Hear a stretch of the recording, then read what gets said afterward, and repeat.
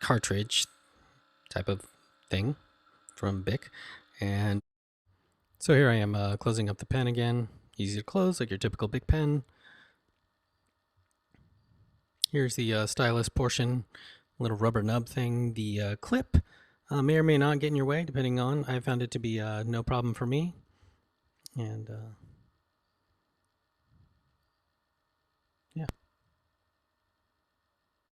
So now I'm going to use the stylus on my iPad 1. I'm going to use the button, the on-screen keyboard, all kinds of stuff. This slider here, as you can see, everything is, I was surprised how responsive the stylus is. I've had pretty bad luck with these type of styluses in the past. This thing is ridiculous responsive. So here's a piano application. And although you see all the shadows here, although you don't hear the audio right now, you can see how responsive it truly is, all the keys being pressed exactly. So the top part there, or the pen part there, is the non-capacitive part. So you'll notice it doesn't respond, but it will respond when you are using the blue portion, the colored portion of the pen, and that's the way it's designed to function. So kind of nifty how they got that working like that, and optimal user experience there. So I'm opening an application, a kid's drawing and painting application, just to show with a blank canvas things like painting, drawing, the spray paint option, multiple colors, paint brushes, that kind of thing, and how it would work with this, perhaps a note-taking application. So yeah, there's my test. Sorry for my handwriting.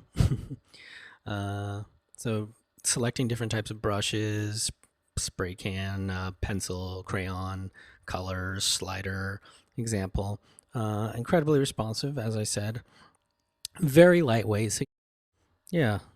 So here I am, an example of taking notes here. Very responsive, as you can see. So I can imagine using this with like an Evernote or some sort of meeting application. Right now I'm just showing an example of how to switch, select different type of like spray can, paintbrush, pencil options. As you can see how incredibly responsive this thing is. Quite good. Slider options, switching applications. Here's an Adobe application. Not the most responsive application for kind of loading up. I believe it's a PDF type of thing. And so right here, I'm just showing an example of like slider and transitioning between articles and pages and scrolling.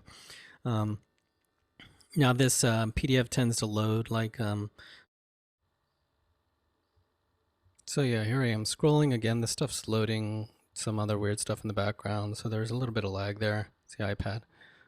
Here's a good example of just some solid scrolling. As you can see, it's made to go page by page. So, and the stylus works perfectly.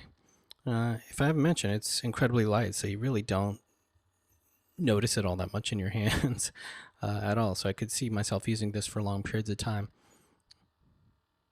Again, closing applications, opening applications. Here I'm going to do a Google search.